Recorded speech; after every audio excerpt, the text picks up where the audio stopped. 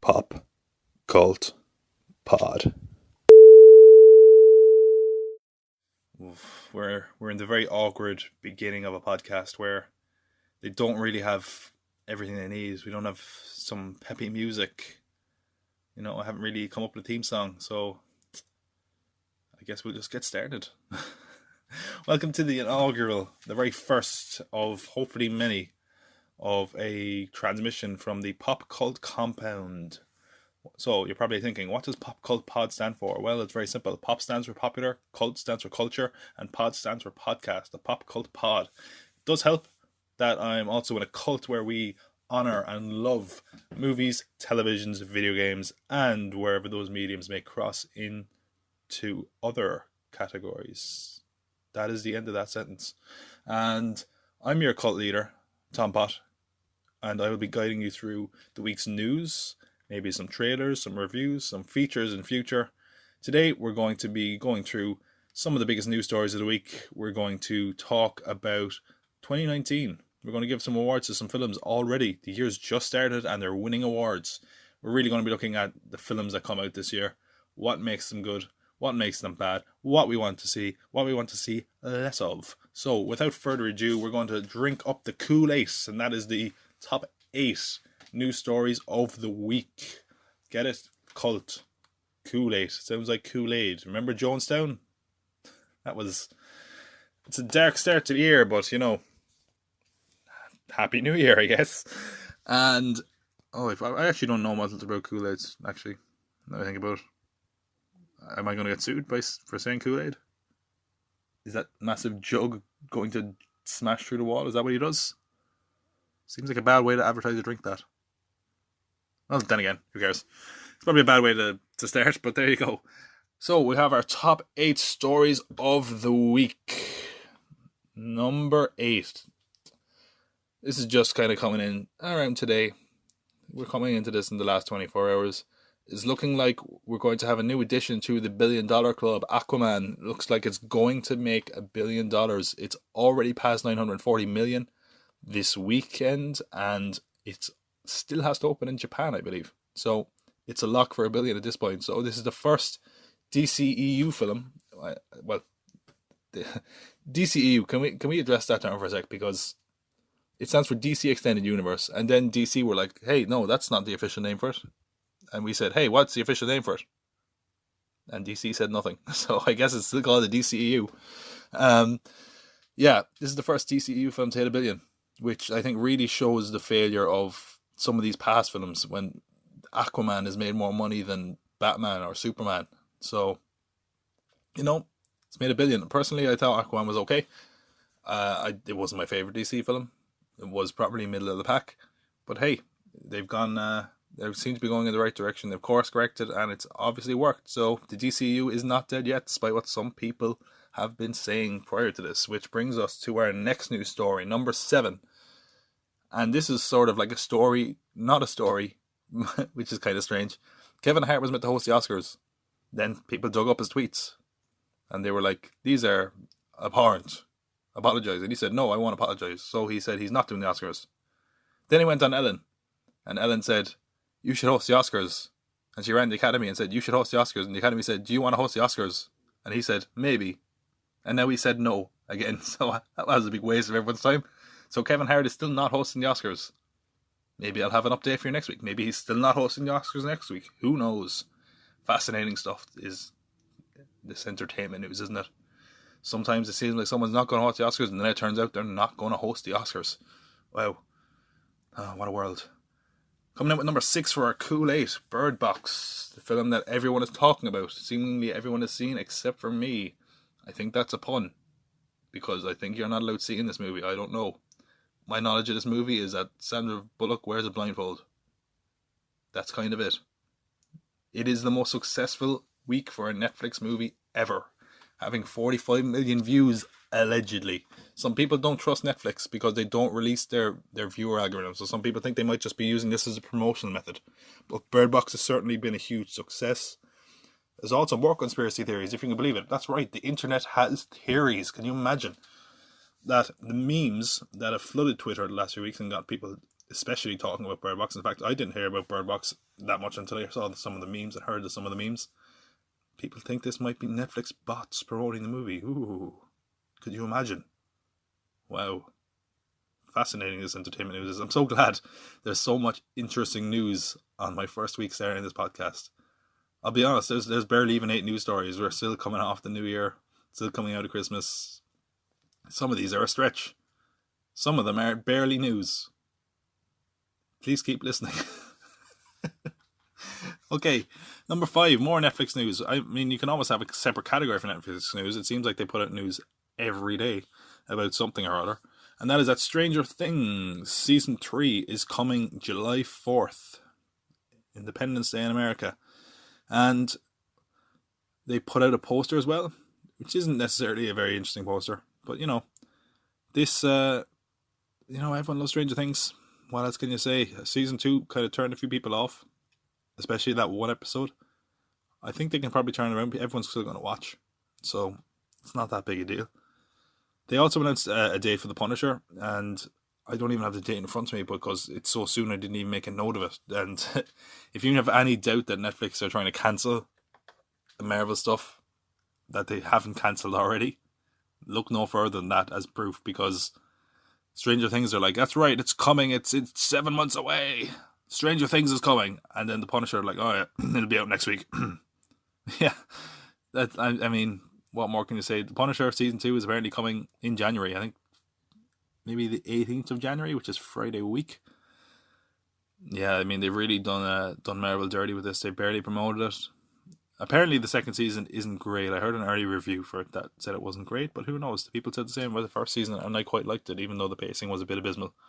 But let's talk about a TV show that had nothing to do with Netflix, and that is Ripley's Believe It or Not. That was my Dean Cain impression.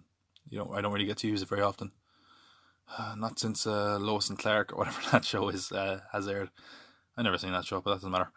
And they're rebooting it. I know they're rebooting it. They're rebooting it with Bruce Campbell, baby.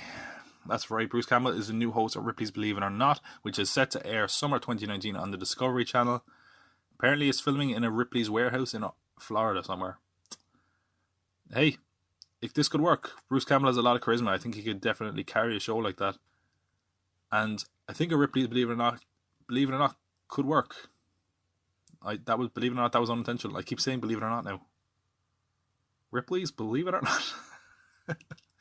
Okay, moving on before I say Believe It or Not again. Number 3.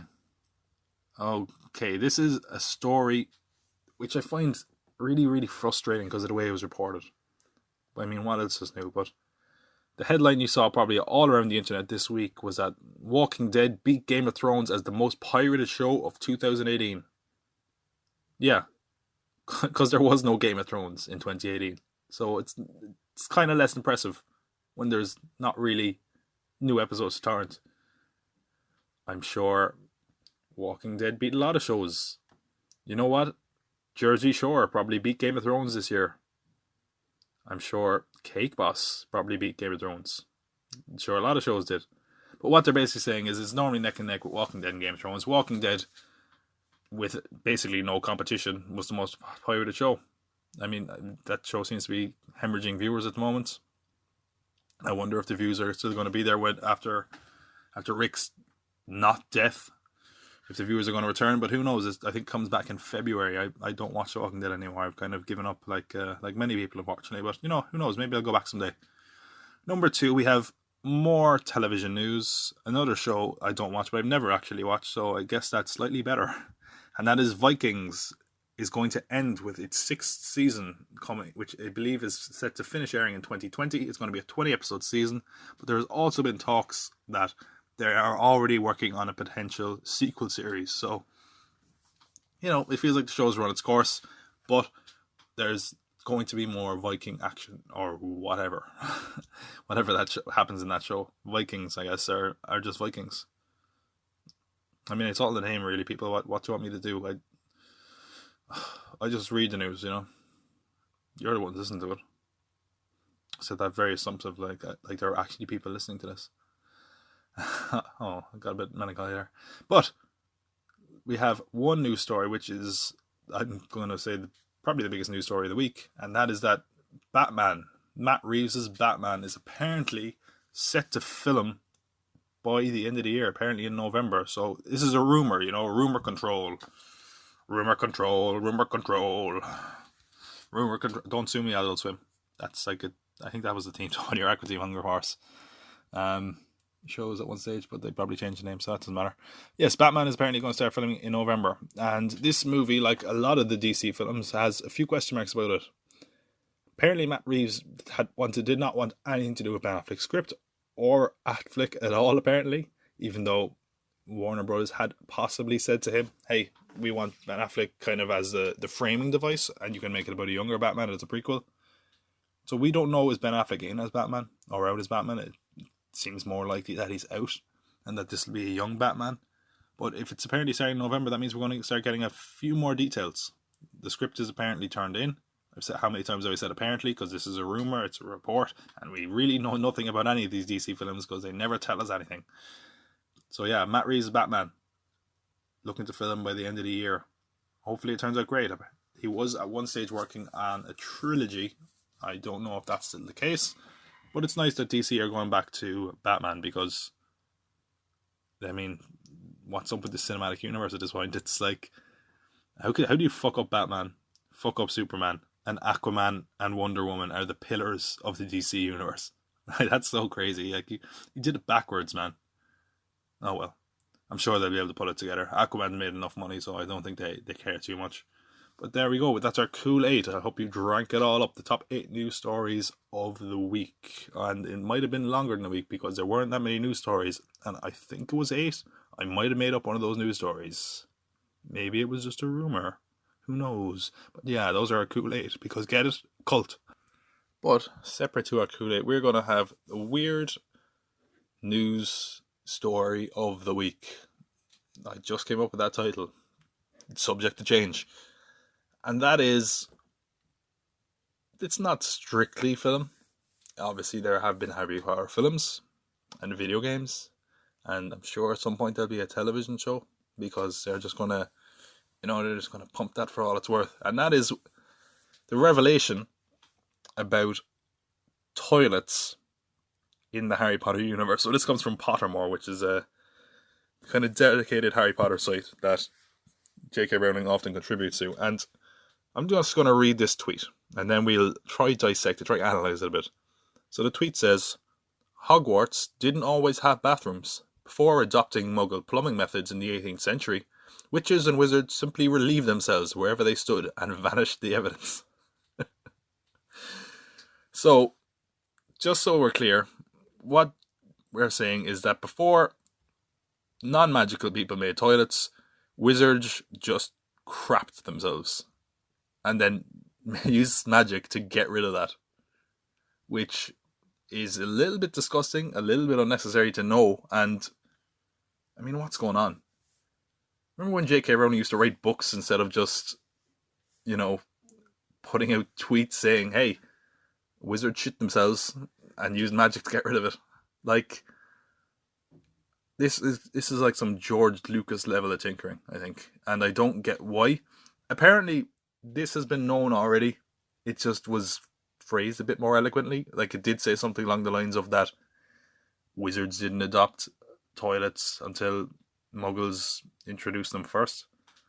But it's really set the internet and the Harry Potter community into a buzz because of how strange, unnecessary. It feels like you're just adding stuff for the sake of it. It feels like sooner or later, one of these tidbits is going to be added that just contradicts loads of stuff. And maybe that's happened already. I'm not necessarily the most knowledgeable Harry Potter fan. Someone pointed out as well that in the logic of Harry Potter books, kids or students don't learn the vanishing spell until the 4th year. Which I guess, if it's like 4th year for other people, would be like 16. So are you going up to your mom and dad at 13 and saying, hey, could you get rid of the evidence? I mean, this is... Why are you telling us this? What is it? Like, what a pointless addition. It's just... I don't know. It's weird, which is why it's our weird news story of the week. See, that was a seamless transition. I'm really getting the hang of this podcasting thing. I'll get there, people. Stick with me. I promise this will all get better. I'll eventually have a competent podcast. Give it a year. Stick with me for a year. Support this for a year. Okay. Without further ado, we're going to look at one of our features. So every week we're going to have something that makes up the body of the podcast. It could be a review of a new film. It could be a very deep analysis of a news story. It could be one of our revolving features, one of possibly looking at a topic, maybe from the world of film, television, video games. It could be talking about a film that never happened. Could be talking about a film that should have happened, etc., etc., etc. This week we're going to do something a little bit different. This isn't going to be the standard of feature normally. We're going to look at the films coming out in 2019, but we're going to do it in hopefully a more entertaining way, where we're going to give out some awards to films that haven't come out yet, that we haven't seen, but we're going to judge them because I'm cynical. What can I say? There's some great movies coming out this year. There's some awful movies coming out this year. Hey, we'll have to see. So without further ado, let us look at the awards. But before we do that, I'd like to have a quick word from our sponsors. And that sponsor is alcohol. Yes, alcohol. It's a pretty impressive product. If you want customer testimony, well, I've used alcohol and I've forgotten much of my adult life. Well, don't just take my word for it. How about Daniel from Saskatchewan, who said, "Oh, just one more drink. I just need more alcohol." Yeah, doesn't Daniel sound like he's having fun? Doesn't he sound like he's the life of the party? But hey, why stop at one satisfied customer? Why don't we talk to Marge from Liverpool, who says, I spent so much time. I don't know where the time went. I just drank. My whole life is just wasted. Everything is just gone. That's right, Marge. Did you know with alcohol, time will fly? And you know what they say about time that flies? You must be having fun. So why not try alcohol today? Just go to your local supermarket, tell them Tompott sent you, and just run out of the shop with 2 bottles of wine under your armpits. That's right. Use my promo code, I'm taking this fucking alcohol, and you should have no problems. I'd like to thank our sponsor, once again, alcohol. And now, our 2019 film preview.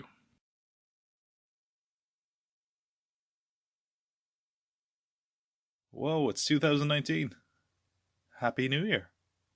Did you make any resolutions?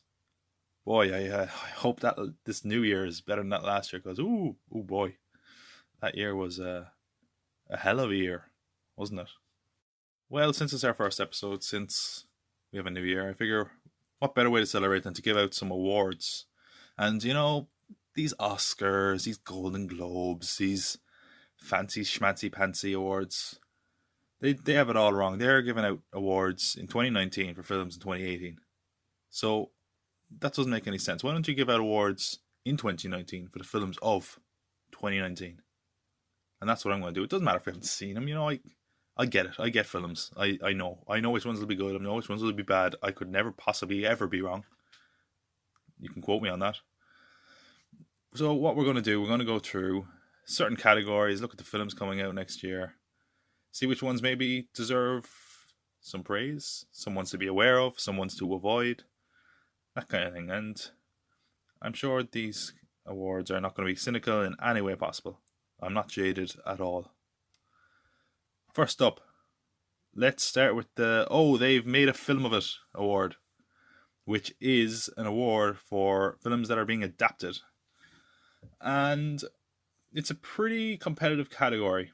So what we're going to do instead, I'm going to have 4 actual nominees and I'm going to have some honourable mentions. So in our honourable mentions, I'm going to have Alita Battle Angel, which is adapted from a manga, the Lego Movie, the second part, which is a sequel, of course, to the Lego Movie, based on, you know, those little blocks, Lego blocks. Call of the Wild, an adaptation of the classic, I believe it's Jack London novel, and Ugly Dolls, an adaptation of Ugly Dolls, which are a thing. Even though they're not as ugly as you think they are. They're kind of cool. I don't play with dolls, but I don't know. Maybe I see a bit of myself in the Ugly Dolls, I don't know. Oof. It's getting real already on this first podcast. Okay, on to our actual nominees. 4 nominees we have for this one. I'm going to start first with Sonic the Hedgehog, of course based on the beloved Sega game. This movie, we're at a time where we haven't gotten a proper look at it yet. We've got a few teaser posters, but what's interesting so far is they're very purposefully not letting us see Sonic's face, which suggests to me that it's going to look like a nightmare. Like Sonic is going to look like he needs to be put out of his misery. It's hard to tell how this one's going to go. They have Ben Schwartz doing the voice of Sonic, who I think is a great choice. John Ralphio from Parks and Recreation. I could be wrong.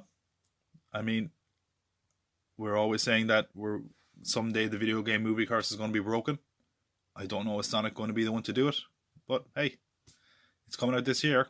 It's CGI. It's from the producers of The Fast and the Furious, which they keep putting on the poster as, I guess, some sort of a joke. But hey, maybe it will break the video game curse. But another movie nominated will also be hoping to break that same curse, and that is Pokemon Detective Pikachu. This film has had a trailer, and the trailer has been widely loved, I think. The designs of Pokemon work, which is probably the biggest obstacle I had to overcome.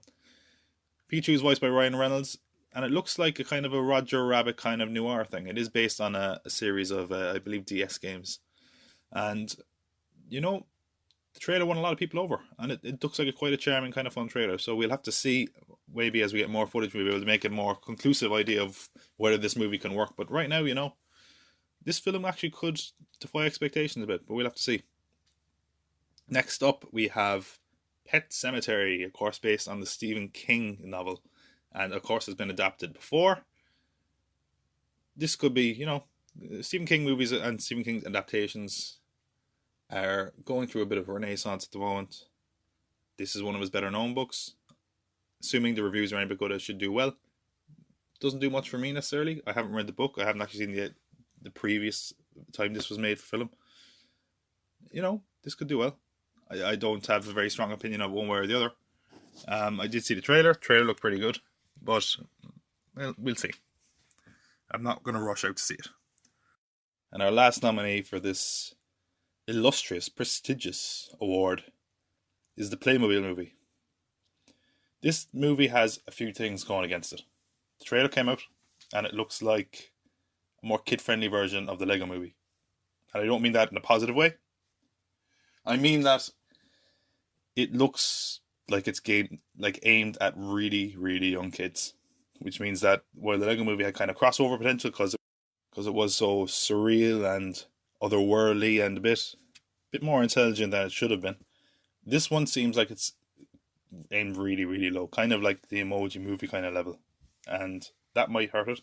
Playmobil is obviously big in some countries. Bigger than Lego, apparently. It's got, like, some places. But, you know, I was a Lego kid, so I might go against this movie. It looks okay, you know. That's the thing, like, I remember everyone saying the same thing, obviously, when they said the Lego movie was coming out, and it was, oh, this is a cash grab, this is not going to be no good. And now that that's been good, you always have to put an asterisk next to these seemingly pointless adaptations, so we will see. So, out of our 4 nominees, Sonic the Hedgehog, Pokemon Detective Pikachu, Pet Sematary, and the Playmobil movie, I'm going to give it to the one that I think has best chance of being good. And granted, we haven't had a trailer for one of these movies. And good movies have had bad trailers. Bad movies have had good trailers. So, I'm going to give it to Pokemon Detective Pikachu. So, there you go, Ryan Reynolds. The award is on its way. Give my love to Blake Lively. Please do. And our next category, I'm going to go for the award goes to award, which is our category for looking at the films which I think more snooty, more famous, better known even. Award shows like the Oscars, the Golden Globes. I'm going to name a few films that I think are going to be right up there early next year. So these are the very early favourites, I think, when you're talking about awards next year. 2 seconds, my throat is a little raspy. Let me get some water here. I'd like to thank our sponsor, Tap Water. You know, it's there when you need it. And what more can you say? If you need a crisp, refreshing drink on a hot summer's day, or even during the winter, or even just a raspy throat needs a bit of quelling, Tap water. That was good. Oh, never get my past experience with tap water. Oh. Next time. That check's never going to clear anyway. So, first one. I think this is... If I had to pick any one of these films, I think this is the one that's got Oscars written all over it. And it is Little Women. Of course, adapted from the classic novel. This is maybe the 8th time they've adapted that book. But actually, do you know they adapted this last year? With like a modern twist. And apparently it was rubbish and no one thought about it. But there you go.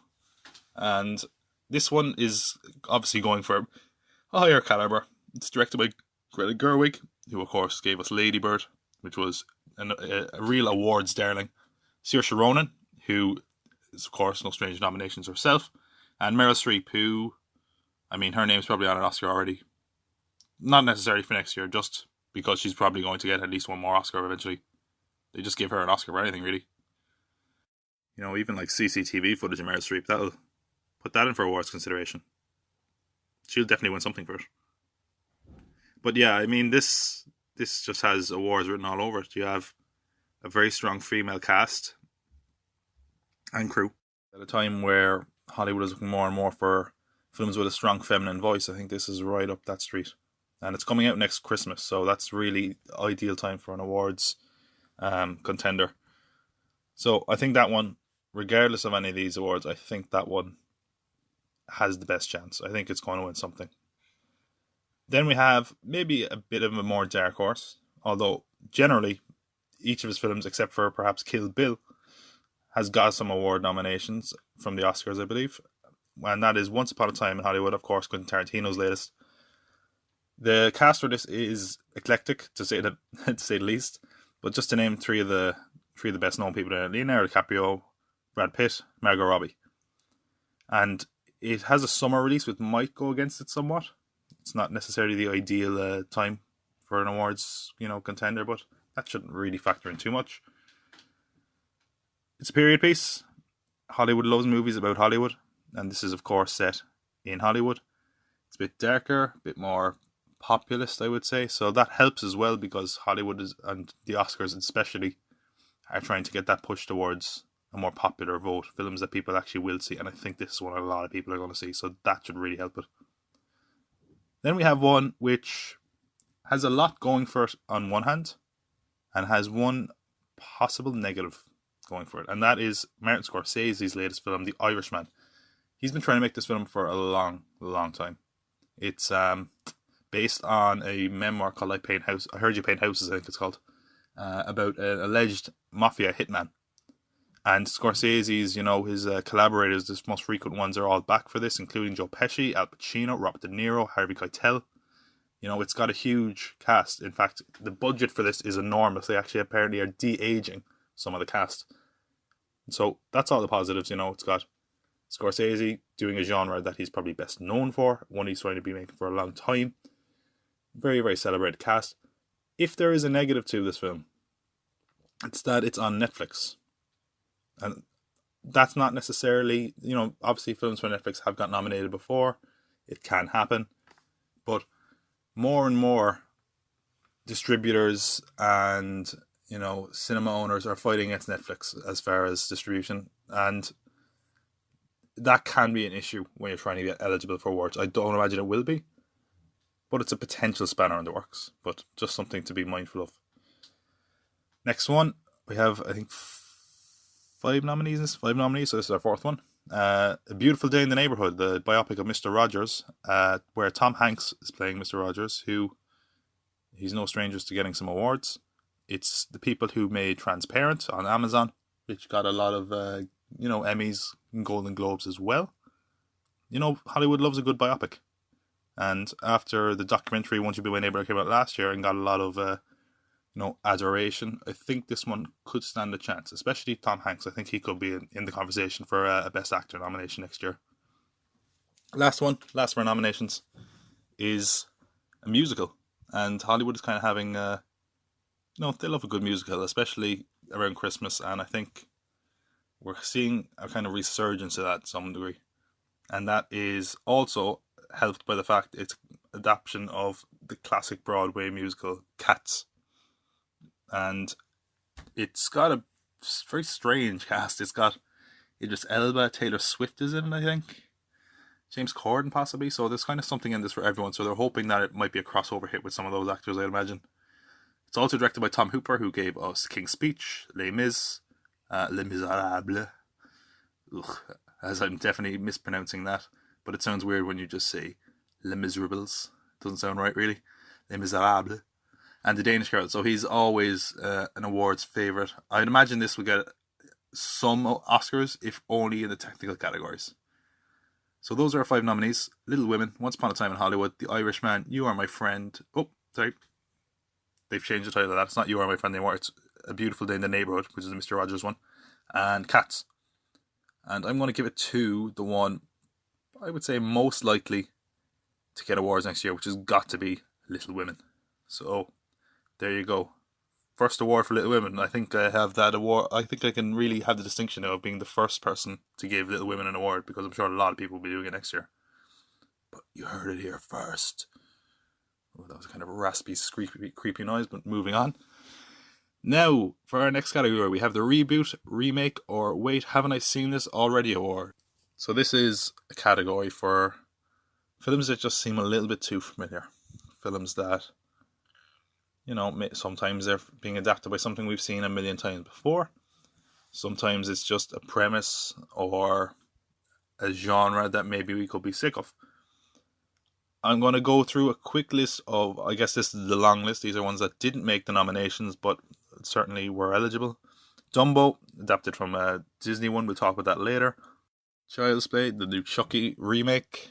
The Grudge, Aladdin, Little Women. Of course, as I said earlier, this is like the 8th time that's been made. Terminator 6. Some of these we're going to talk about later. I did make a rule, if possible, a film couldn't be nominated more than once, because I wanted to try, get a good grasp of the 2019 movie landscape. So let's talk about these ones that seem a little bit like we might have seen them already. There's 5 nominees. And starting with our first nominee, it's actually a joint nomination. I put 2 films here because they're so similar, I can't even remember which one's which. We have A Dog's Way Home. I think that's the one with Bryce Dallas Howard voicing a dog. Maybe not. And we have A Dog's Purpose 2. So A Dog's Purpose came out a couple of years ago, and it was a huge hit. It made $200 million worldwide and $80 million from China just alone. And I don't get why these films do so well. You can hear the dog's thoughts, or the dog can talk movies. It's so strange. I mean, it's like the one genre that stood the test of time as far as having long legs, back to Homeward Bound or The Incredible Journey before that. It doesn't look like it's going to slow down. We've got 2 of these films out this year, and possibly even a live-action remake of Lady and the Tramp. Oh, God, I'm sure we're all waiting with bated breath for that one, right? But yeah, these... The trailer for this, I think it's the sequel. I think it's A Dog's Purpose 2. The trailer for this came out, and it has 5 million views. Like, it's too easy. It can't be that easy to make movies, right? Well, anyway, someone's seeing them. Maybe I'm just a bit cynical. I don't know, or maybe I'm a bit grouchy. Moving on to our second nominee. This is one of the strangest nominations on the list, for a very weird reason, because I heard nothing about this movie. And I put this list together maybe a week ago. And in the space of that week, they started talking about it, but it was that it had been delayed. I didn't even believe this was a real remake. It's a remake of Jacob's Ladder. If you don't remember Jacob's Ladder, it was a kind of a psychological, I guess you could call it, thriller from the 90s, about kind of soldiers with PTSD from Vietnam. This was listed on the IMDb as coming out February 1st. Apparently this week they've delayed it to later in the year. I don't know if it's started filming. I don't know, is it real? Somebody is pushing for this Jacob's Ladder remake, and I don't know who it is. The director has never made a fresh film, according to Rotten Tomatoes. No, that doesn't necessarily mean this can't be good. I'm sure they'll try to update it to make it to do with Iraq or Afghanistan or something like that. But to me, this reminds me a lot of when Flatliners came out. Was it the start of last year? When, by the time people realised they'd remade Flatliners, it had already been kicked out of cinemas because it was rubbish. I just don't see this one doing any bit decent. and it's just very, very much the definition of a pointless remake. It's a kind of a strange one to remake because I think with the name Jacob's Ladder, I think people aren't familiar enough with it to go see it based on the name, and it's not like a known enough title to get people in who have never seen the original Jacob's Ladder. So it's in between, a rock and a hard place, I think, as far as remaking this one goes. Our next nominee is Charlie's Angels. This one is directed by Elizabeth Banks. This is, I think, the third time they made a Charlie's Angels film. They had the two in the early 2000s, and now they have this one. Look, there is a chance this could be good. Could have good fun, bit of action. Hollywood is screaming out for kind of female-led franchises right now, and when you look at action franchises, Charlie's Angels is one of the originals, so it really makes sense that they're going to make it. But I don't think it's a brand that people really care about. Actually, something people don't realise is they tried to turn Charlie's Angels into a show again in 2011, and it got cancelled after like 4 episodes. And that just makes me wonder, if people aren't willing to watch this for free on television, are they going to leave their house to see this movie? But hey, it's early days yet. There's a good chance that it could be amazing. Trailers could come out, could really sell it. You never know. Next nominee is another Disney live-action remake. We've mentioned a few of them passing. This one might go into a little bit more depth of, which is The Lion King. This might be an unpopular choice. Everyone went mad for the trailer for this. This is going to make all the money in the world. There is no disputing that. I love The Lion King. One of our first films I ever saw was The Lion King. It seems so unnecessary. I mean, we know the reason for it. It's money, but it seems like it's almost a shot-for-shot remake. At least that's certainly what the trailer put out. They've denied it is a shot-for-shot remake. There is going to be certain changes made, but with something like The Jungle Book, for example, you had at least that human element. You had Mowgli and a few other things, but this is all animals. And when you're going for a photorealistic animal movie, it comes to the point where you think, why do this at all? If it's already available, basically completely without that human element in a cartoon, animated, hand drawn, where you can have characters that are more emotive, why make this at all? But then again, I'm going to be like first in line to see it. So is the rest of the world. So I suppose it really doesn't matter. But question of, is it necessary or is it going to be any good? That remains to be seen. The last nominee we have, this one we're going to have to talk about. This is one of the strangest. Okay, it's Dark Phoenix. That's right. They're not calling it X-Men Dark Phoenix anymore because I'm guessing Disney don't want the X-Men brand tarnished when they finally get their hands on the Fox properties.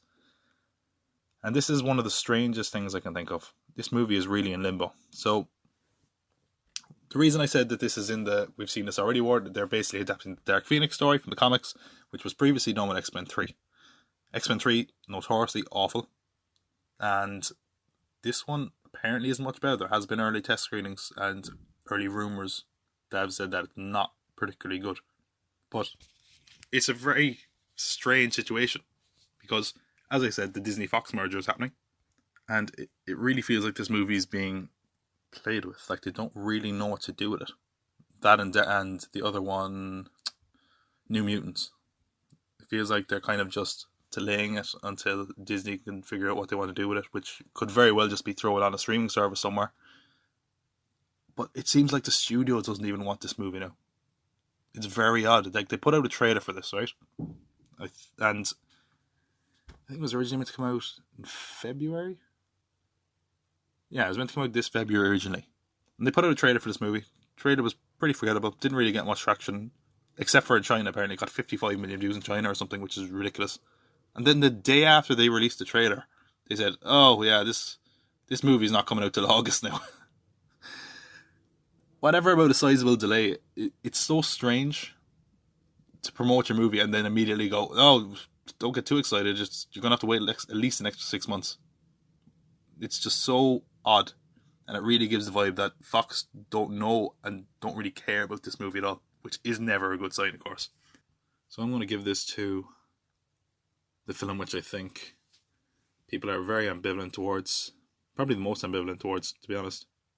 More so than the Jacob's Ladder remake and the Talking Dog movies.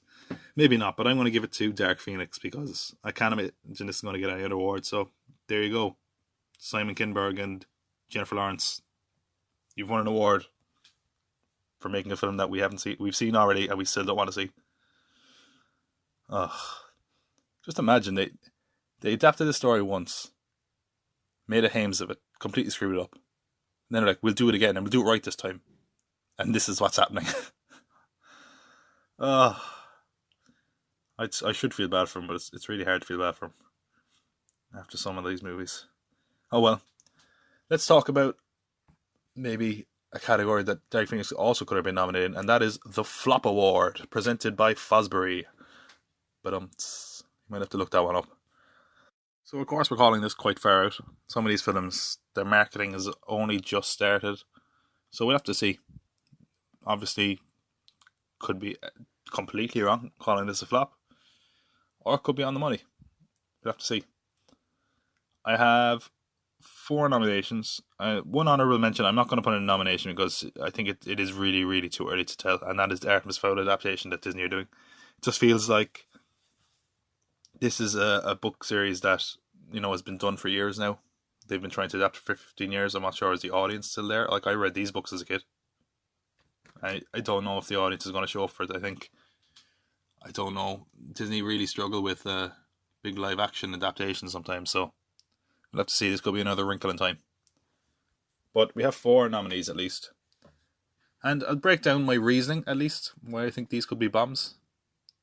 Bomb might be a bit of a harsh word, but I think I'm at least justified for one of them. I think one of them is not going to do very well. But starting off, first one is the Elton John biopic, Rocketman.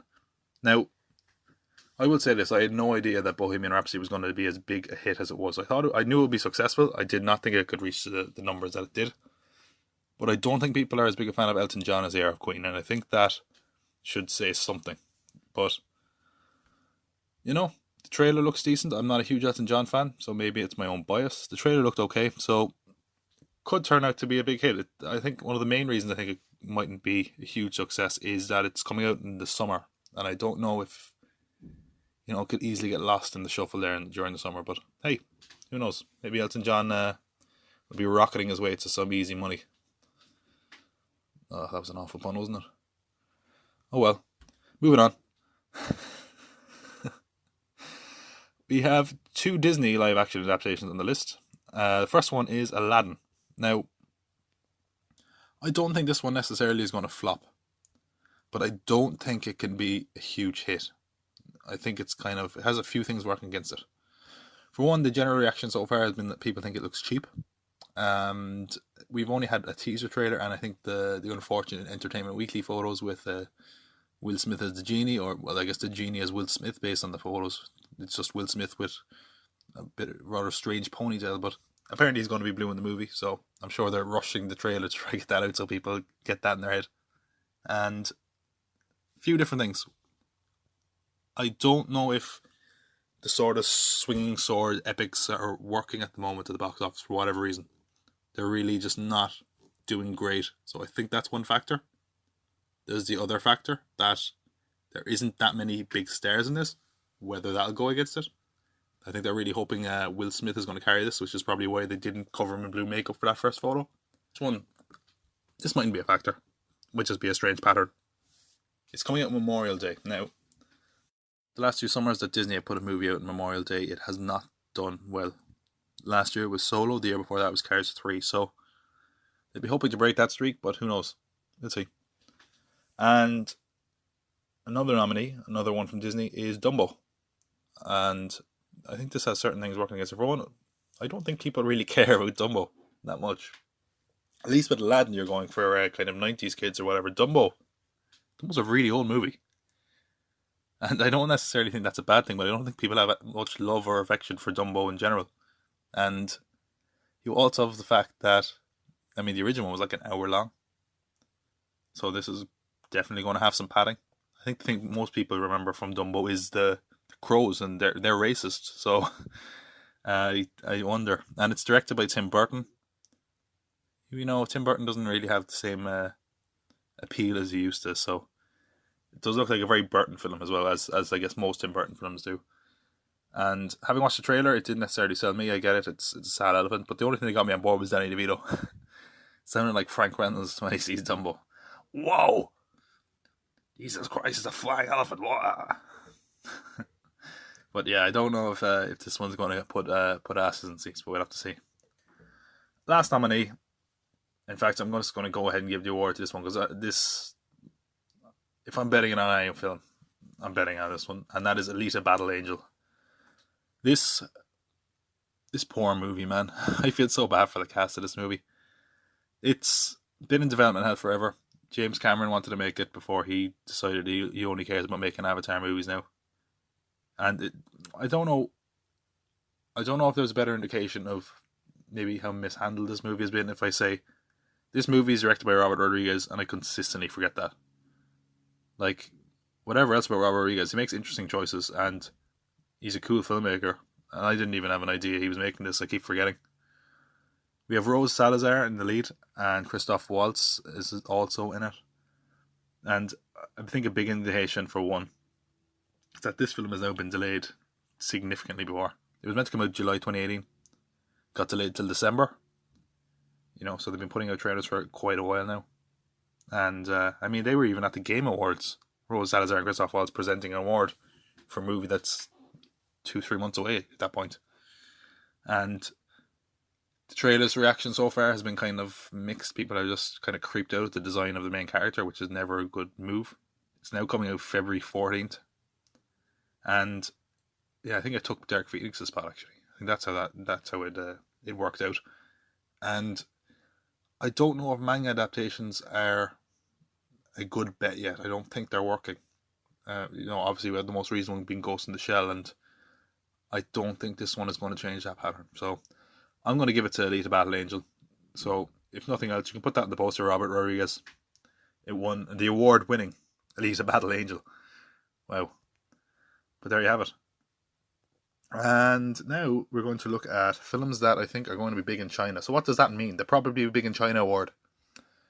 Well, Chinese box office is strange. People always kind of dispel it because sometimes China will support and get behind a film that is of questionable quality. They love. Let me briefly go into the history of the Chinese box office.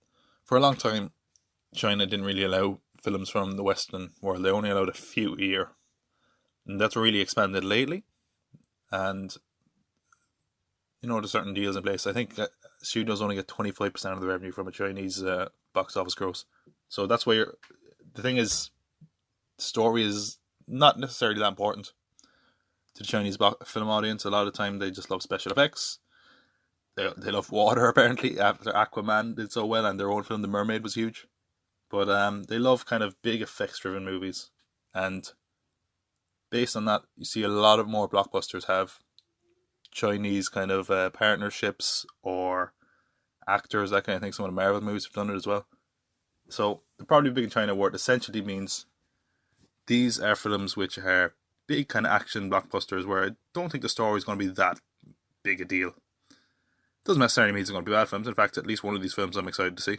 So let's break it down. I have two that I think are definites and two kind of gambles. And the first definite I have is Fast and Furious presents Hobbs and Shaw. I don't know what's going on with the main Fast and Furious franchise at the moment. There hasn't been much movement on the actual movies, it seems. But we are getting a spin-off with The Rock and Jason Statham, who have kind of stole the show in the last few movies that they've been in. The Fast and Furious movies in China are absolutely massive. I think like some of the highest grossing films in China ever have been the Fast and Furious films.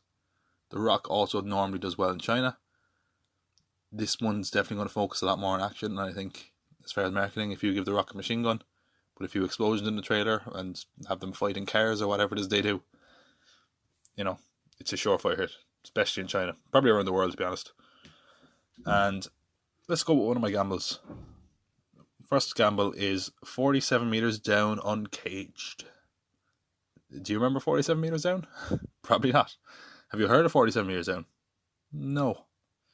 Almost definitely not. This was a shark movie that came out last year, I think, or 2 years ago. It came out. No one cares when it came out. Okay, 47 meters down. It was a shark movie. Pretty forgettable. It's getting a sequel. It did pretty big money in China, as the Meg did when it came out last year.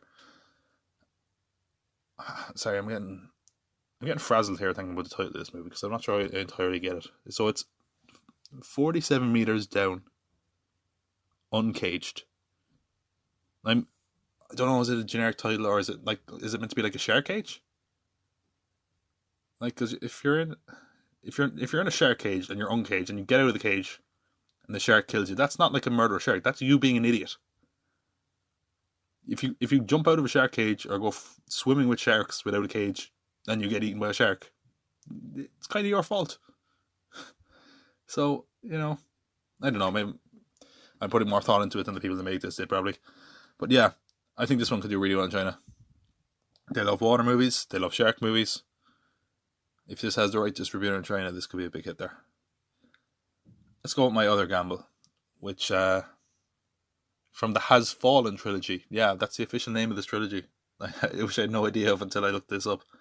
Probably the worst named trilogy you can think of. The Angel Has Fallen, or Angel Has Fallen. The Jared Butler one. I think Morgan Freeman is the president of that universe as well. I don't know. First one was Olympus Has Fallen. Then we had London Has Fallen, which was apparently incredibly racist, but didn't seem to put off people of China because the last one was massive there. And I think they like simple action movies. I don't see why this wouldn't be big in China. Obviously, there's other movies that are going to be big in China that I haven't named, but I think this one, this could succeed in China. I think if this movie does well in China, I think that's all it needs to do, really. I don't think it's going to do particularly well outside of that, but who knows? And I think another surefire hit in China, is Godzilla King of the Monsters. This one I actually am particularly excited for. Pacific Rim did big money in China. Pacific Rim Uprising, was that what the sequel was called? Did a lot of money in China. Apparently the main reason Pacific Rim got a sequel at all was because of how big it was in China. Kong did well there. I mean, this has more special effects, more monsters, probably less story. So, hey, why would they not be excited to see that? Just seems like a guarantee. So, with all that said, I am going to give it to a film which I think is definitely going to be big in China. Not necessarily the one I'm most excited for. Not necessarily the one I think is going to be the best. I'm going to give it to Fast and Furious Presents Hobbs and Shaw because I think that one is just going to print money over there. Moving on to, I believe, our third last category. The It Happened Again for Sequels or Spin-Offs Award. This is a very competitive category. We have a lot of sequels coming out this year, and I've named some sequels already. And there's some sequels in other categories, but these are just a few. Some of them seem a bit derivative, but we'll have to see. So we have It Chapter 2, starring Jessica Chastain, Bill Hader, James McAvoy. Fantastic cast. The first It was massively successful. I think, it was helped by nostalgia and the scary clown phase that was going on. I don't think it's going to be as successful as the first one. I think people have nostalgia for the kid element of that book. But, time will tell. It could have just been lightning in the bottle the first time. Then we have Men in Black International. It's directed by F. Gary Gray, who did Straight Outta Compton and Fast 8. Chris Hemsworth, Tessa Thompson, Liam Neeson. I mean, the chemistry they had in Ragnarok, if that carries over, they're in for a winner. Trailer for this came out. Some people were not a fan of it. I actually quite liked it. I thought the action was cool. It seems like we're getting a bit of a different Men in Black movie, which is good. It's not the Men in Black of the 2000 with Will Smith rapping and that kind of thing. It's a bit maybe slightly more serious, but still a fun time. And I think that's a selling point. Then we have Terminator 6, which is a title I'm sure they'll no doubt change. How many times are they going to make the Terminator, man? How many times are they going to make Terminator movie and say, hey, this is the sequel to Terminator 2. This is the one. The only reason I put this on the list at all after Terminator Genesis is that James Cameron is apparently more involved in this one. Linda Hamilton is back, which I guess is nice. And something I haven't seen a lot of people mention, but apparently they're going to CGI someone to look like Edward Furlong. Which, why? Like it's been so long since Terminator 2. Just recast. We get it. Just call him John Connor. We've had like 5 John Connors in like 4 movies at this point.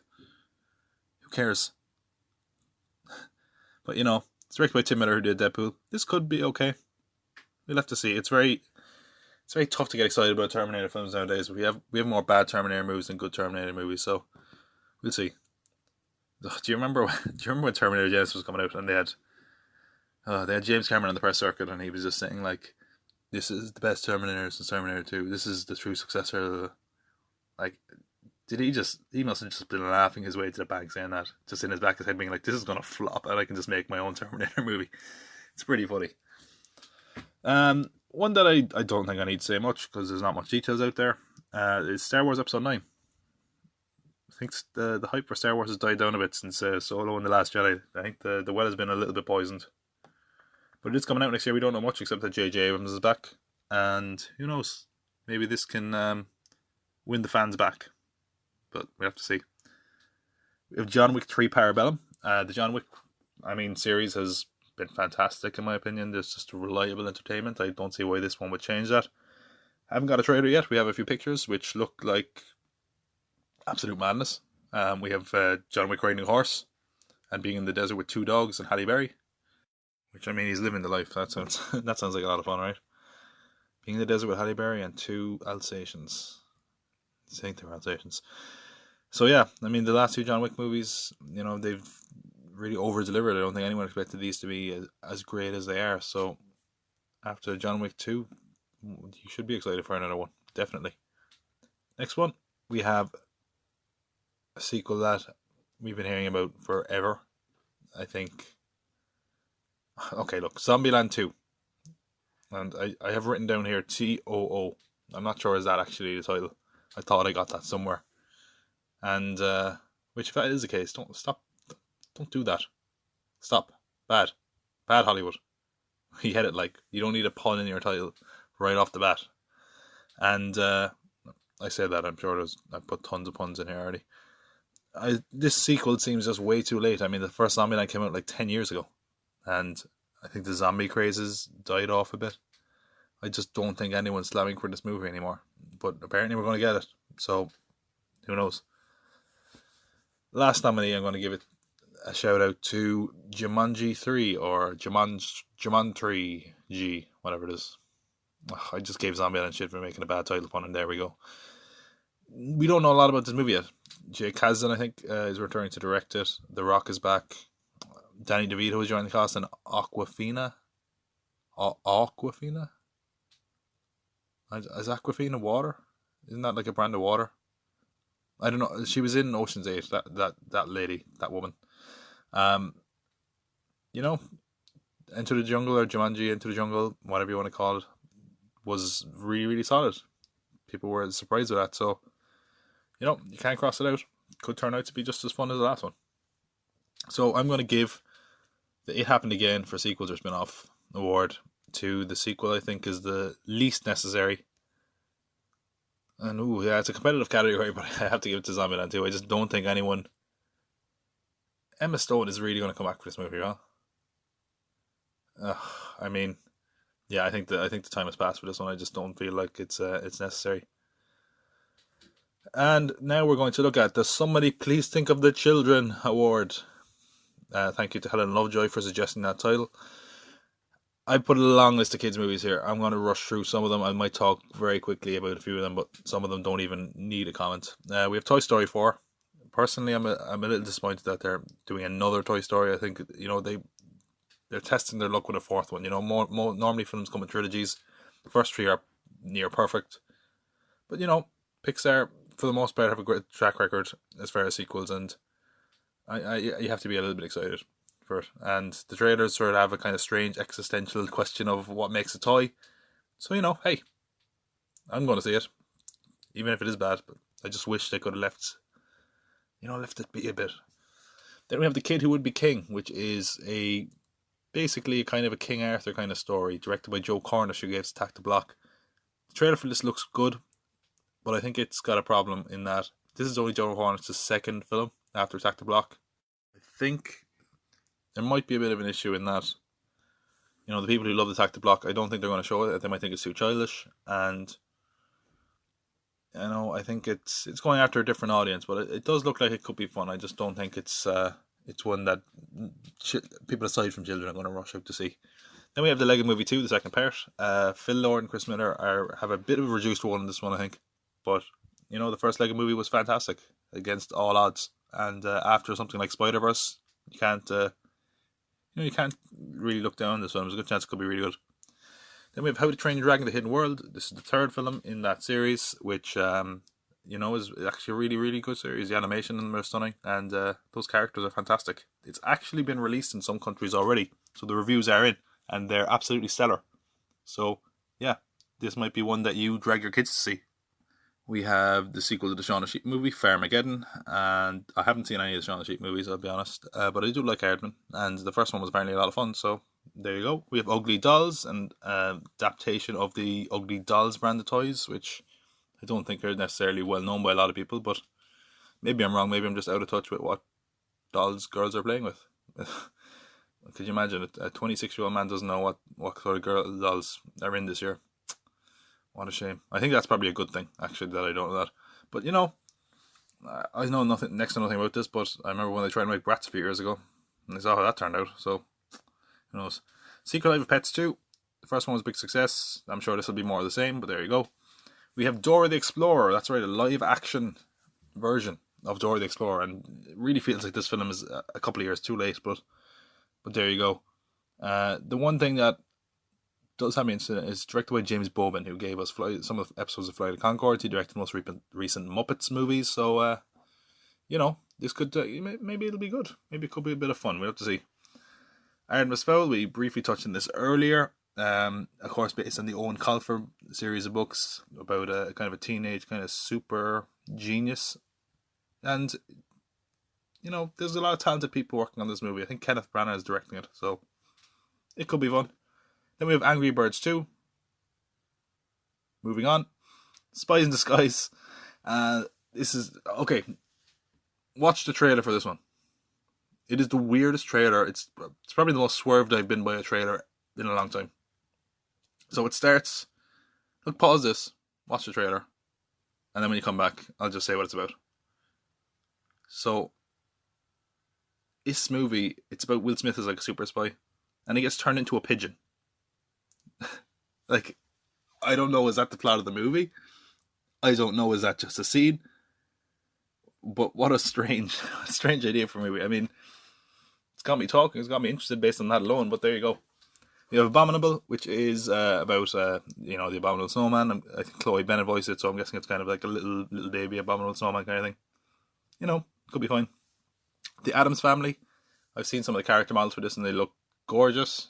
So this could be a fun film. I think the Addams Family could really work in that kind of animated environment. And last one, probably one of the bigger ones. We know very little about it, but I'm sure everyone is going to be talking about it, especially kids in a couple of months. Frozen 2. I don't think there's a chance that it can be as big as the last one. But, hey, if the songs are good, why not? We don't know about the plot. If I had to speculate, I always felt like watching the first Frozen, I thought that it was going to be that Elsa has ice powers and Anna has sun powers or summer powers.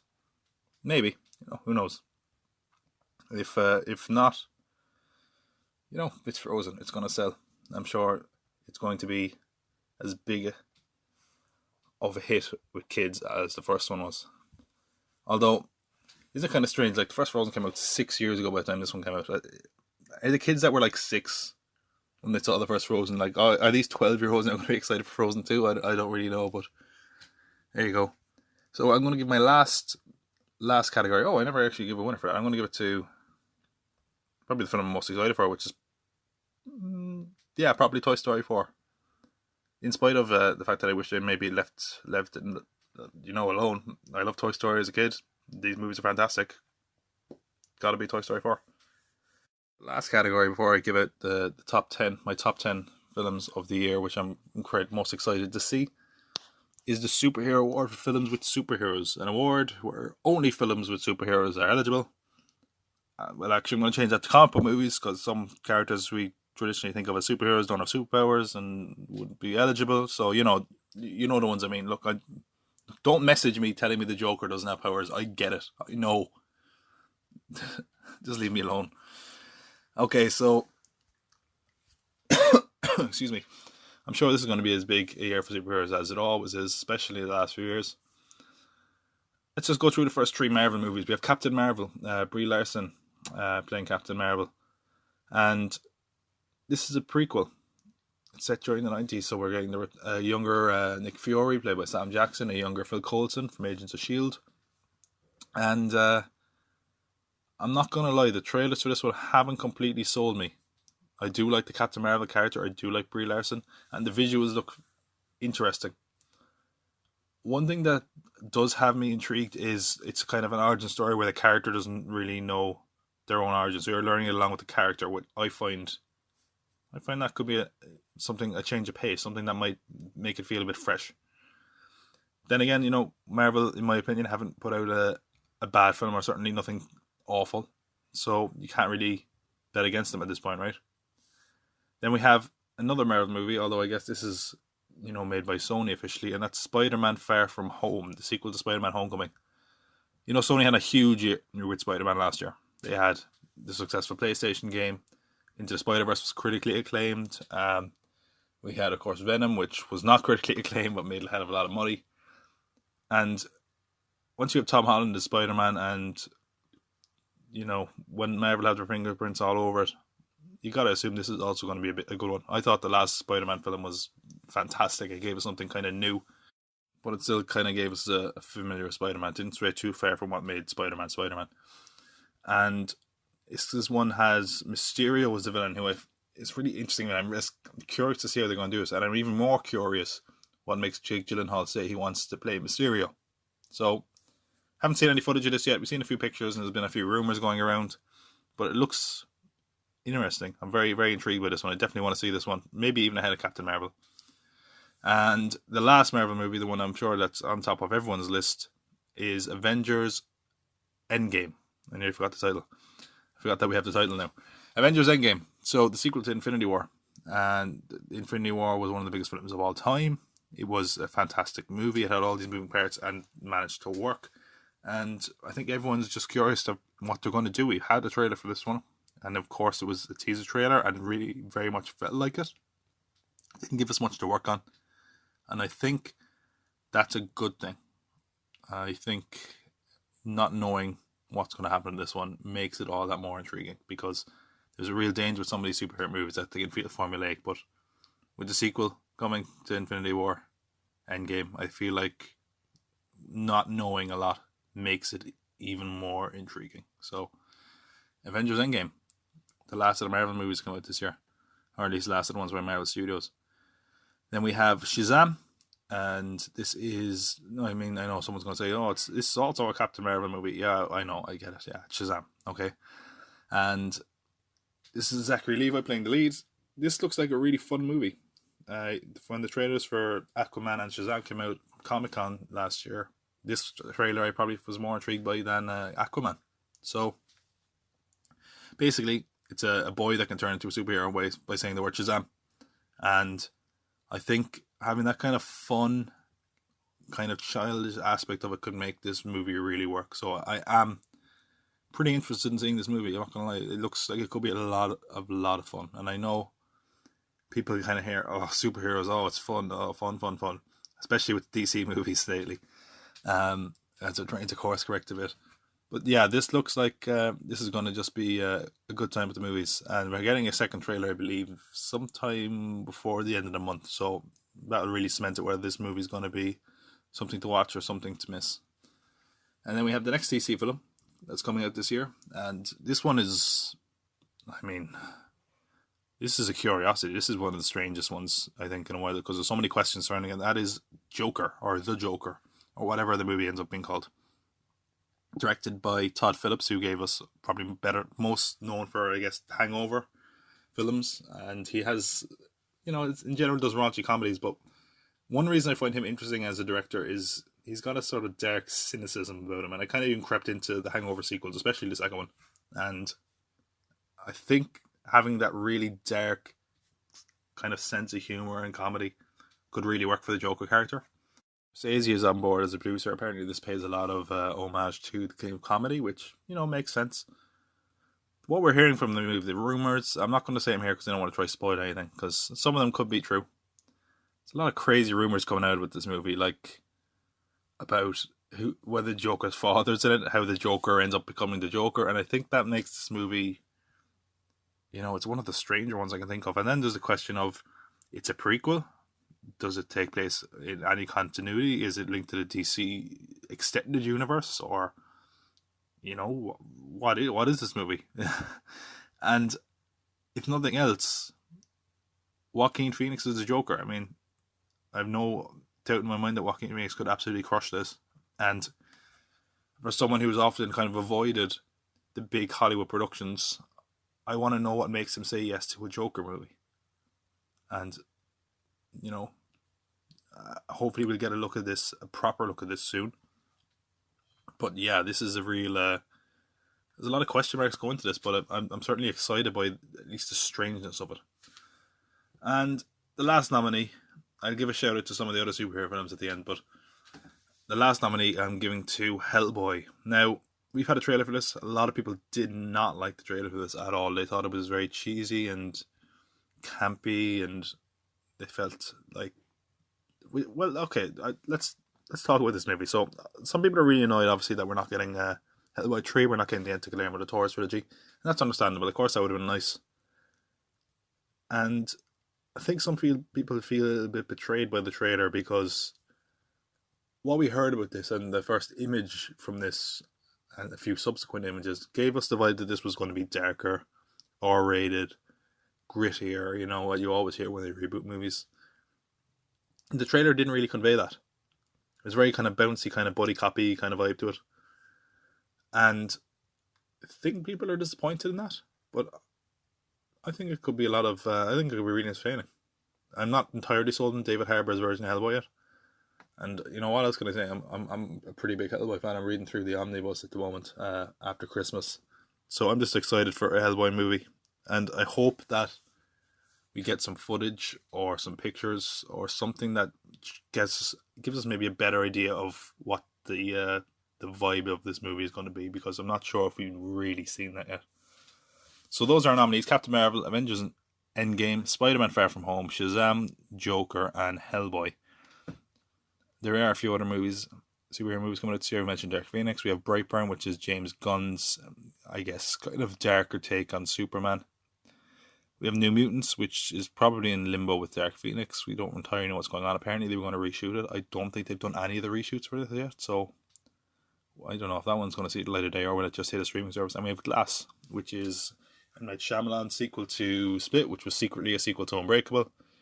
And, I'm not entirely on the Shyamalan comeback tour yet. I didn't love Split as much as some people did, but I'm interested in this. I did really like Unbreakable when it came out, and apparently they're going to use unused footage of Unbreakable, so I think that helps as well.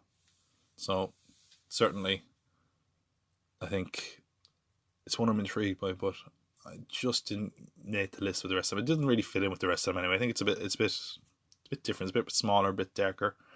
I don't think it fits in with the other comic book movies. So I'm going to give this to the comic book or the superhero movie I'm most excited for, which is Avengers Endgame. I think for most people that probably is the winner. But I think if I could give a runner-up, I think I'd probably give it to Spider-Man Far From Home. I really, really liked that last Spider-Man movie. I felt like it was maybe one of the best MCU movies. And Tom Holland, I think, is worth the price of admission alone. He's a fantastic Spider-Man. So... and I want to see what Mysterio, I want to see that fishbowl, and I want to see how that works out. So, all our categories out of the way, I'm going to do a quick rundown of my top 10 in the year. These are the movies I'm most excited for. Starting with number 10, Hellboy. As I said, I'm a huge Hellboy fan. The trailer didn't turn me off as much as it did other people. I want to see how this works out. Number 9, Toy Story 4. The first 3 Toy Story films I think are untouchable. Might be one of the best trilogies of all time, so... this looks like a strange movie from the trailer, and I want to know why they said they felt the need to do another Toy Story. So yeah. Number 8, The Joker. As I said, this is one almost out of complete curiosity. I feel like this is a movie where once I see some footage for it, I'm either going to be completely on board or completely off board with it. But there's a lot of interesting dynamics at play for this one. I want to see how this one turns out. Number 7, Captain Marvel. This, as I said, this movie completely won me over. But I like Brie Larson. I like the character of Captain Marvel. And Marvel, I think, so far at least, have, they haven't messed up so far. So it'd be wrong to doubt them. Number 6, John Wick 3. I love the other two John Wicks. John Wick 3, I like that they're mixing it up. So judging from the images we've seen, it looks very, very different to the other two, and I think that's good. So, yeah, I mean, John Wick, even if the plot isn't great, I think the action has been stellar so far, so how can you not want to see that movie based on the last two films? Spider-Man, Far From Home, as I said, I loved the last Spider-Man movie, and there's a lot of cool elements to this that make me really curious to see how this one turns out. Mysterio, Jake Gyllenhaal, Tom Holland, apparently Michael Keaton is going to be back as well. And yeah, I mean, I think this could be a really interesting movie, especially in a post-Infinity War world. I want to see what happens there. I wonder, is that why they're being so bullish about putting a trailer of this one? Because maybe they don't want to give away some of the post-Infinity War stuff. But who knows? We will see, I'm sure. Number 4, we have Quentin Tarantino's latest, Once Upon a Time in Hollywood. Quentin Tarantino, I haven't been as on board with his last two films as a lot of other people. This is his first non-Western in about a decade now. It's got an amazing cast. That alone is worth the price of admission. And having a kind of period piece set in Hollywood, I think that's right up Tarantino's alley. And if we're going to get a bit of Charles Manson stuff in this as well, I mean, how could you not want to see that movie? That sounds amazing. Number 3, Godzilla King of the Monsters. I really want to love this movie. I really had my fingers burnt with the last Godzilla movie. I did not like what Gareth Edwards did with it. I just thought it was such a boring movie. King of the Monsters looks like it's going the complete opposite way. We're getting all the different monsters basically thrown into one movie. I really like Michael Dougherty's past films, Krampus and Trick or Treat. There we go. Nearly forgot it. He's good at delivering what fans want and giving people what they want out of a type of film. And by putting all the monsters in this, I think that works. And if we're going to set this up to Godzilla vs. Kong, I'm all on board for kind of silly, over-the-top action. Number 2, The Irishman. Scorsese seems to have an unlimited budget for this movie. He's de-aging pretty much every actor he's ever worked with, and he's wanted to make this movie for years. That's fascinating. I mean, I want to see Joe Pesci in a film again. Maybe that's bias. I don't know. I want to see Joe Pesci make a film. That's why it's number 2. I want to see this movie. Maybe I'm biased because I'm an Irishman. Who knows? Top of the list, as I'm sure it's top of the list for a lot of people, is Avengers Endgame. I just want to see how this plays out. I want to see what the future of Marvel is after Infinity War. And I like that we don't know a lot about it, which is very different for me, especially for comic book movies. So there we have it. Running through this very quickly again. Number 10, we have Hellboy. Number 9, Toy Story 4. Number 8, The Joker. Number 7, Captain Marvel. Number 6, John Wick 3 Parabellum. Number 5, Spider-Man Far From Home. Number 4, Once Upon a Time in Hollywood. Number 3, Godzilla King of the Monsters. Number 2, The Irishman. And number 1, Avengers Endgame. So that's my top 10. So what are your most anticipated films of the year? Did I leave some films out that you think should have got mentioned that are coming out this year? And I know, especially with awards, some of the awards contenders we probably won't hear of till Sundance or Tribeca or any of those, or Toronto. But what films are you looking forward to this year? Do you disagree with some of the choices I made? Do you think I was maybe unfairly to, 47 Meters Down Uncaged? Do you think that's going to be the next cinematic classic? Do you like those talking dog movies? Does your dog talk? Get in touch. Let me know. What does he have to say?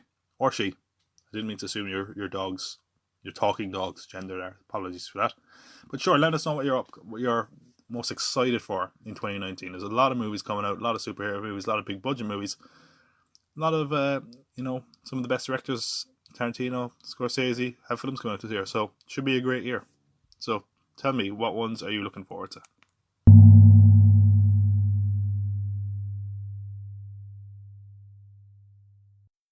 Well, now that we've given out the most coveted awards there is, the 2019 awards for films that haven't come out yet, let's look at, I guess, rewards of less repute, I would say.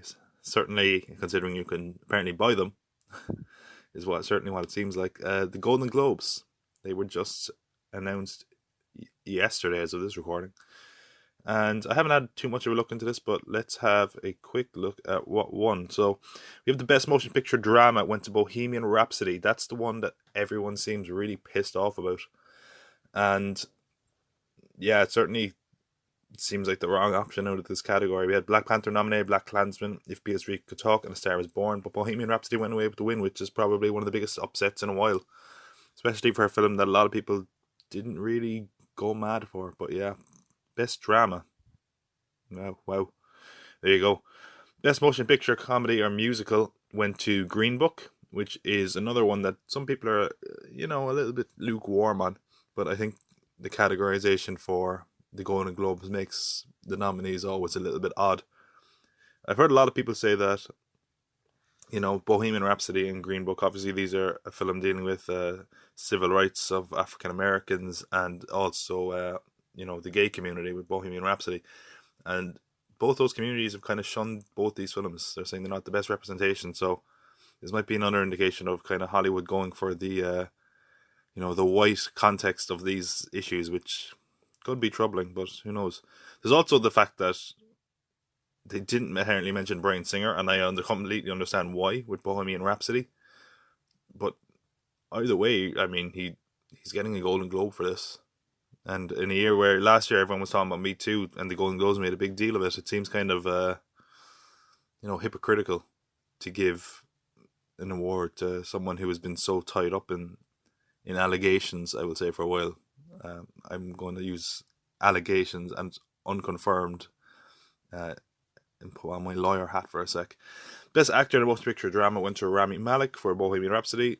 I haven't seen Bohemian Rhapsody yet, and when you look at the other nominees, a lot of worthy people in there, but whatever else about that film, everyone seems to have come away saying that he did a fantastic job, so well deserved, I suppose. Best actress in a motion picture drama. This is the one that Twitter went crazy about because Lady Gaga was apparently snubbed. I mean, Glenn Close won. Like, Glenn Close, one of the greatest actresses of all time. Can we chill out a bit? I'm sure Lady Gaga will get nominated again. Like, being beaten by Glenn Close is fine. Like, she's a pretty well respected actress. Just chill out there, little monsters, or whatever Lady Gaga's fans are called. Christian Bale won for best actor in a motion picture, musical, or comedy. He thanked Satan, which is what most people are taking away from it. But Christian Bale's a fantastic actor. Never again to get him getting more awards. Best actress in a motion picture, musical, or comedy, Olivia Colman for The Favourite. I mean, Olivia Colman is great. I'm glad that she's getting a bit more award recognition lately. So that's lovely to see. Good for her. Best director, motion picture, Alfonso Cuarón for Roma. Big win for Netflix here. Possibly one of their biggest wins ever. They got the best director nomination. Something you should also know about the Golden Globes, a lot of people don't know this. The nominees for best film, whether it's drama or musical or comedy, they have to be, they have rules against foreign films, basically. So it can't be a film, and when they say foreign, they basically mean if it's not in English, it can't be nominated. So I think Roma would have got a chance at Best Picture had the rules of there been changed. Best actor in a supporting role in any motion picture went to Mahershala Ali. Mahershala Ali is a fantastic actor. I haven't seen Green Book yet, but that's a very competitive category looking at it. And I wonder if the Oscars are going to have the same result. Things could definitely change there. Best actor in a supporting role went to Regina King for If Beatrice Could Talk. I feel like If Beatrice Could Talk is getting kind of overlooked as far as the awards go. I think that might change. I think come the Oscars, it could be a heavy favourite. You have Best Screenplay for a Motion Picture went to Green Book. So next time the Farrelly brothers have a movie coming out, I wanted to say that from the Golden Globe winning writer Peter Farrelly, which is just hilarious to think of. He had Best Original Score for First Man. I wasn't that impressed with First Man, but the soundtrack was quite good. The score was definitely worthwhile. Best Original Song, do we even have to say it? A Star Is Born with Shallow. I mean, everyone is singing that song. It's all over the place. You cannot escape it. And I think the only competition it might have had there was All the Stars from the Black Panther soundtrack. Best Motion Picture Animated. Thank God they didn't give it to Pixar. Nothing against The Incredibles 2, but Spider-Man Into the Spider-Verse, it absolutely deserved it. It was a stunning animated film. as far as the animation goes, and I probably enjoyed it more than The Incredibles too. So, I think Isle of Dogs could possibly get a look in come Oscar season. We'll have to see. Best Motion Picture Foreign Language, Roma. Of course, I think I might have had a chance outside of foreign language if that was eligible for that, but there it goes. Best Television Series, Musical or Comedy went to The Kaminsky Method. Chuck Lorre's new series on Netflix. That's another big win for Netflix and streaming. And Best Television Limited Series went to Assassination of Gianni Versace, American Crime Story. That people were a bit more muted on this one than they were in the first season, but I think the first season just came at the perfect time when we were all talking about OJ again. But I haven't watched it. I can't say I didn't watch the second season. I don't think it had too much competition. Maybe Sharp Objects and HBO could have competed with, but well deserved, I suppose. Best Television Series Drama went to The Americans. I believe that's for its final season. It's actually quite an interesting category, Best Television Series Drama. I think it's maybe a lesser year for drama. I could be wrong. That could be a controversial thing to say, but there you go. Best Performance by an Actress in a Limited Series went to Patricia Arquette for Escape at Dannemora. I don't really know this show, to be honest, but Patricia Arquette, I'm glad she's kind of having a comeback after a few years where she was kind of a bit more reserved, a bit more in the background. But after Boyhood, it seems like she's here to stay, which is nice. Best Performance by an Actor in a Limited Series went to Darren Criss for Gianni Versace. Best Performance by an Actor in a Supporting Role went to Patricia Clarkson for Sharp Objects. Best Performance by an Actor in a Supporting Role went to Ben Whishaw, A Very English Scandal. I'm just going to change that to Ben Whishaw for Paddington, because Paddington 2 was one of the best films I've seen in a long time. Best Performance by an Actress in a Television Series, Musical or Comedy went to Rachel Brosnahan for The Marvelous Mrs. Maisel. That is an awards magnet, that show, and probably the most successful show that Amazon have ever had, and definitely shows that in the coming years, as Amazon and Hulu and eventually Disney and Netflix make a push towards making more original content, it's definitely a serious awards contender. Best Performance by an Actor in a Television Series, Michael Douglas with The Kaminsky Method. I don't know, I haven't seen The Kaminsky Method. Maybe it's just that he's getting it as sort of a legacy. That was a very competitive category, so I don't think any of the other nominees would be pissed off by being beaten by someone of the caliber of Michael Douglas. Best Performance by an Actress in a Television Series Drama went to Sandra Oh, who was actually also the host, or the co-host, with Andy Samberg. Best Performance by an Actor in a Television Series Drama went to Richard Madden for The Bodyguard. So those are the winners of the Golden Globes. People are a little bit pissed off with some of those results. They think that it's showing the Golden Globes to be a bit of a joke. But I think don't take the Golden Globes too seriously. People have in the past, but you got to remember, it's not like this is a massive selection committee. It's the Hollywood Foreign Press, and sometimes they just go with a little bit of a few strange ones. But I guess that makes it more interesting and certainly more entertaining than the Oscars at times. Before we go, we're going to have a quick look at the box office. I was going to normally put this before our segment or our feature, but the box office is pretty uninteresting this week. We're in that lull period after Christmas where it's mostly holdovers, films that have legs. So number one, we mentioned this box office at the beginning of the show. Aquaman is still number one. It's made 30 million domestically this weekend, a 41% drop, which isn't too bad. Apparently it's going to be number one next week, which won't be a surprise to anyone with not much competition. Number two, we have our first new entry, possibly our first new entry in a while, and maybe for the foreseeable future. Let's see. Escape Room, PG-13 movie Sony put out. It's a horror. Made 18 million on a budget of 9 million. That's nothing to be sneezed at. So I'm sure that will make a tidy little profit. Maybe we'll get Escape Room 2 in a few years. Or, well, considering it's a small budget horror film, maybe next year. Mary Poppins 2, Mary Poppins Returns, Mary Poppins Begins Again, whatever. Mary Poppins Returns, of course. Number 2 last week, fallen to number 3 this week. 15 million, a 44% drop, which is okay, but this film is really underperformed based on projection. I think people thought this was going to be a real contender for the big winner this Christmas, and kind of hasn't been. I don't actually know anyone who's seen it yet, to be honest.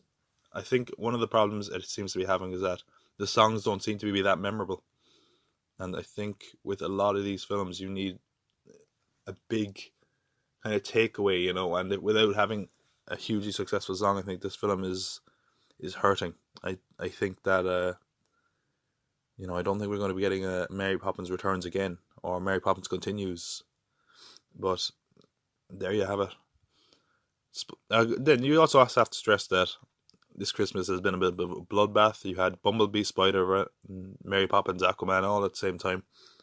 So it's a pretty tough year.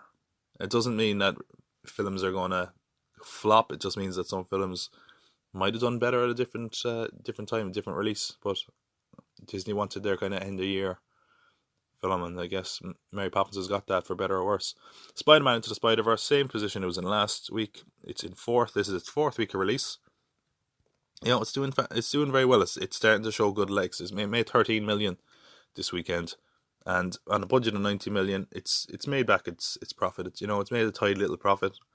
I'd love to have seen it being absolutely massive. I think it deserves it. It was a fantastic film. It's a gorgeous film to look at, and it'll make a tidy profit when all is said and done, which is nice. And hopefully, I know Sony has plans for some sequels to this. Hopefully that doesn't discourage them, and they hope that. And I think we will see that the sequels to these could be bigger than the first one. Rounding out the top 5, we have Bumblebee, which was third last week, took a drop to fifth this week. A 38% drop, 12 million. Bumblebee is starting to get a little bit of momentum, I think. A 38% drop isn't that small a drop. It is really very little between Spider-Man and Bumblebee. In fact, when the numbers are officially out, because I think these are still estimates, when we get the actual numbers, they could possibly swap place. Maybe. It also added some theaters this week. So Bumblebee also opened in China and did good money there internationally, which has definitely helped it. It's coming up on 300 million worldwide, which is nice. It made 59.4 million this weekend in China, so it still has to open in Japan. It's not opening in Japan until March. So I think that Bumblebee will definitely, it's going to make its budget back, which is good. And I hope it doesn't discourage Paramount from pursuing this kind of new line of Transformers movies. I think it really says something that the first one without Michael Bay is the one that people like the most.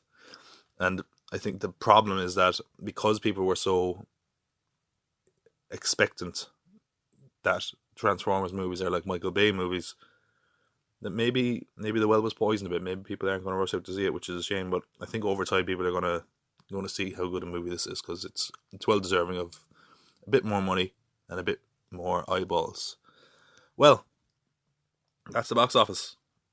We'll leave it there. So that was the very first episode, the first transmission of the popcultpod. I hope you enjoyed it. I hope you'll be back. And look, still kind of working my way through this. I'll get a bit better. Things will get a bit more tight.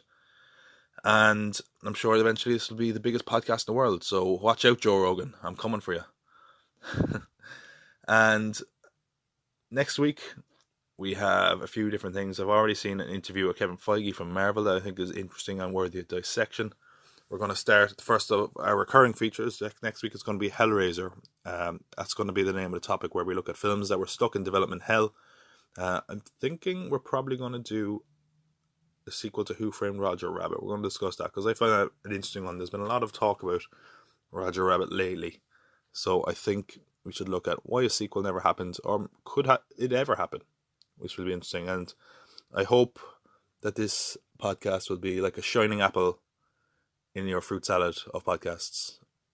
I don't know what that was. That was trying to be a deep metaphor, but I think I just gave you a recipe for fruit salad, which I know I'm probably meant to say something a bit more prophetic if I'm the leader of a cult, which I am. But things don't always work out the way you want them to, do they? All right, you can contact podcast at popcultpod@gmail.com. You can hit me up on Twitter at pop_cult_pod, or Instagram at popcultpod, all one word. And if you'd be so kind, if you enjoyed the podcast, maybe give us a positive rating wherever you're listening to this. Subscribe, like, you know what to do. And with that being said, I will see you next Tuesday.